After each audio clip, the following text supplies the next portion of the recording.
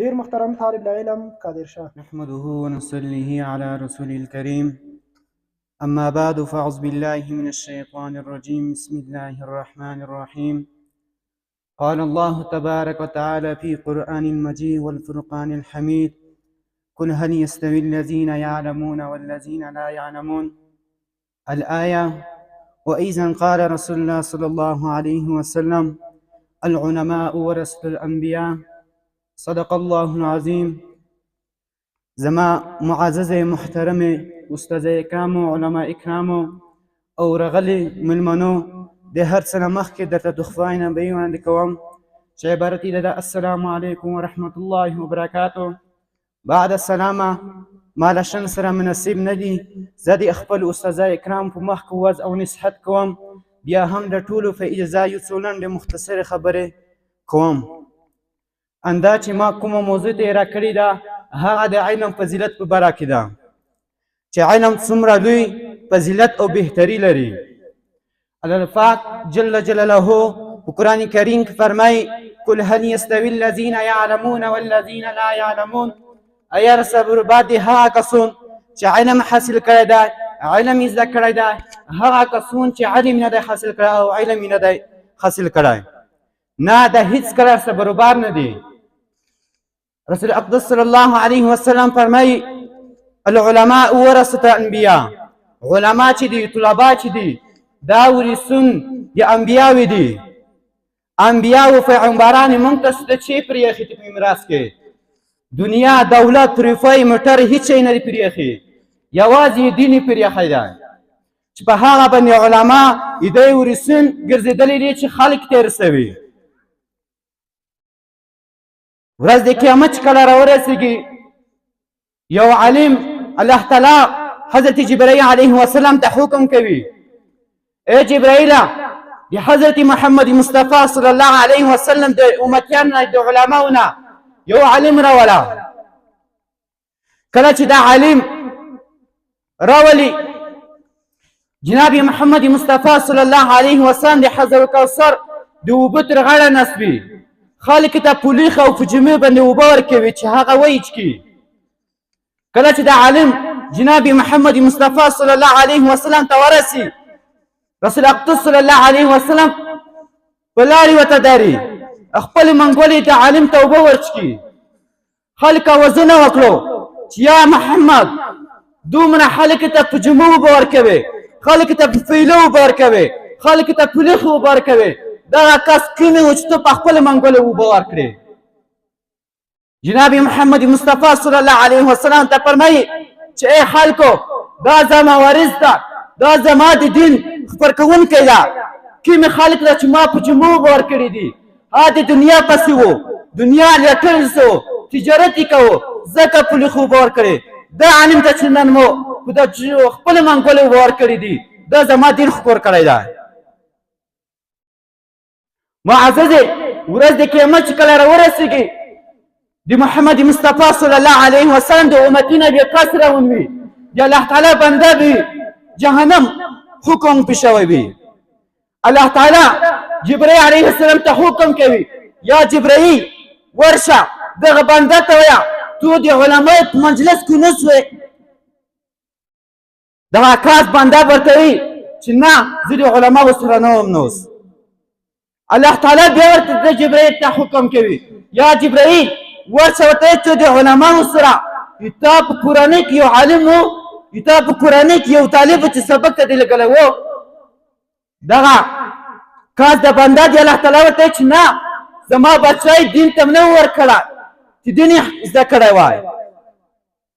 بیا الله تعالی دومره رحیم ذات ورته چې ای جبرائیله، ورشه ورته د مو بنده ته وایه تو د علماو سره په یوه دسخونه باندې ماڼۍ خوړلې ده. دا بنده ورته چې نه، موږ د علماو سره په یوه دسخونه هم ماڼۍ نه ده خوړلې. بل بیا الله تعالی ورته وایي چې ای جبرائیله، زما بنده ته نن ورشه، ورته وایه ته په کلي کې داسې په کلي کې پروت وې، داسې کلي کې اوسېدې چې په هغه کلي کې یو عالم، یو طالب و. دغه بنده ورته چې نه، زه په داسې کلي کې هم نه وم. معززې، الله تعالی دومره رحیم ذات ورته چې ای جبرائیله، ورشه ورته وایه تو د داسې سړي سره ملګرتیا وه چې هغه کس د علماو سره ملګرتیا وه ورته چې الله تعالی ته وایه چې ما د دغه کس سره ملګرتیا کړې ده ملګری وم د الله تعالی د دغه ملګري چې ملګري د علماو سره محبت و دغه په وجه جهنم نه رباط شو د دوی کسانو په منځ کې حسد جایز ده خیر د شر نه ده هغه کسان څوک دي یو په هغه کې مالداره ده دویم کس عالم ده یو کس مالداره چې کله د الله تعالی په لار کې مثلا 2000 روپۍ خرچه کوي بل مردله رجیب شي ده په ضد 2000 روپۍ خرچه کوي یو په بل ضد وي په دغه ضد چې ده په دغه دین د اسلام کې د الله تعالی په لار کې خرچه کوي دا جایز ده دویم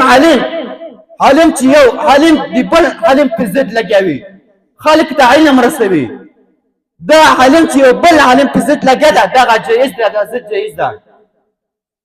معزز د علماو ته که څرنګه فضیلت ده که څرنګه طلباو ته فضیلت بهتري ده د هر کوم څه عذابین ده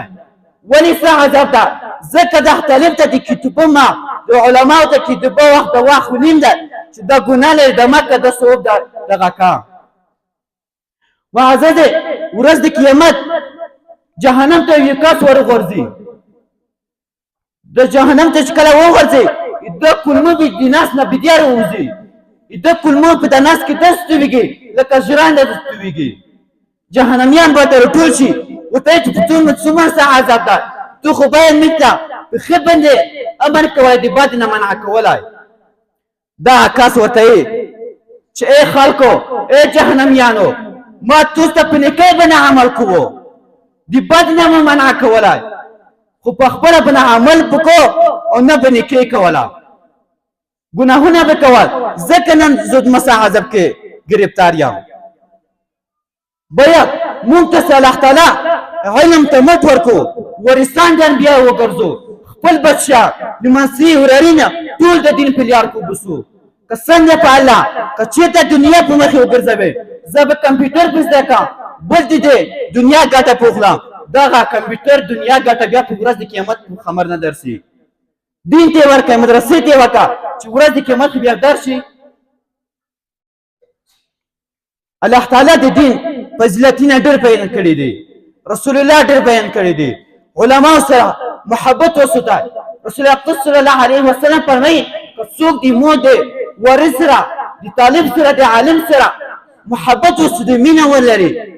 دا په ورځ د قیامت جهنم نه نجات پیدا کوي شي جهنم نه خلاصيږي که چېرته یو مدرس ته عالم راننوځي یو طالب راننوځي دغه احترام ورکړي چې ای مناسبه ای طالبه راشه مو په ځای کې کنه ورځ د قیامت جناب محمد مصطفی صلی الله علیه وسلم زه دا شپارس کوم دا جهنم نه خلاصوم یو طالب ته یو کاس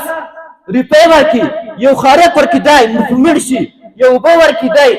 هغه تنده په مات کړي الله تعالی به دته یو صالح اولاد ورکړي بغیر د کتاب د حساب د کتاب نه جنت ته بيځي به موږ ته خپل اولادینا بچیان مسیان دی الله تعالی په لار کې وبسو دی عالم دی یو تعبینوم چې ورس جناب محمد مصطفی صلی الله علیه وسلم په مجلس کې دوه کسان حاضر شو یو په دغه کې عالم بل عابد وو رسول الله صلی الله علیه وسلم پوښتنه کیږي یا رسول الله دغه کیمه بهتر ده عالم بهتر ده که عابد بهتر چې عبادت کوونکی ده رسول الله صلی الله علیه وسلم ته دی عالم فضیلت د عابد باندې دومره زیاته لکه مو فضیلت په ادنا کې د تاسو باندې اضافه ده دومره بهتري دی عالم دی طالب دو باید موږ ته علم ته مټ ورکو علم خوراکو نو کمان آپ تکری کې تزه خبر شوی اول دی الله تعالی نه بخښنه غواړم ثانیا د خزر مجلسنا واخر دعوانا